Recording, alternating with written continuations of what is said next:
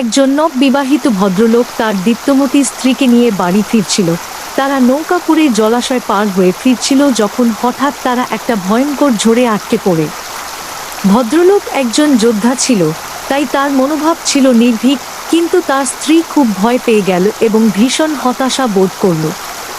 এই দুর্মদ ঢেউগুলোর দ্বারা তাদের এই ছোট নৌকাটা ঘুরতে লাগল এবং ঝড়ের এই ভয়ানক রূপ স্ত্রীকে খুব ভয় পাইয়ে দিল। তার মনে হলো যে কোনো মুহূর্তে নৌকাটা উল্টে যাবে এবং তারাও জলে ডুবে যাবে, কিন্তু লোকটা চুপ করে বসেছিল, শান্ত এবং নির্বাক, যেন সবকিছু স্বাভাবিক আছে।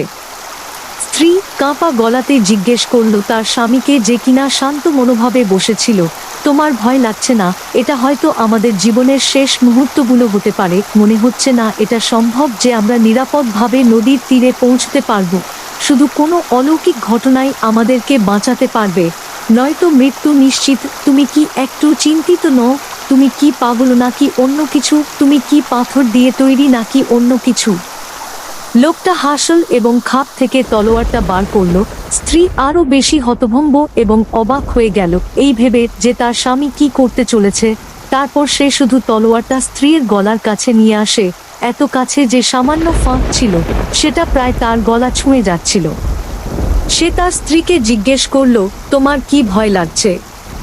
স্ত্রী হেসে উঠল এবং বলল, আমি ভয় পাবো কেন? আমি জানি তুমি আমাকে ভালোবাসো। সে তলোয়ারটা রেখে দিয়ে বলল, তোমার এই দুশ্চিন্তায় ভরা কথাগুলোর পরিপ্রেক্ষিতে এটাই আমার উত্তর। আমি জানি ঈশ্বর আমাকে ভালোবাসেন এবং এই ঝড়টা তাঁর হাতে। তাই যাই হোক না কেন সেটা ভালোই হবে, কারণ সবকিছু তাঁর হাতে এবং উনি ভুল কিছু করতে পারেন না। শিক্ষা: আমাদের মধ্যে বিশ্বাস করে তুলতে হবে এবং শুধু এরই ক্ষমতা আছে আমাদের সম্পূর্ণ জীবনকে পরিবর্তন করার। সেই জন্য এই সত্যটা আমাদের জীবনে গ্রহণ করে নিতে শিখতে হবে। এর থেকে কম কিছু করলে হবে না।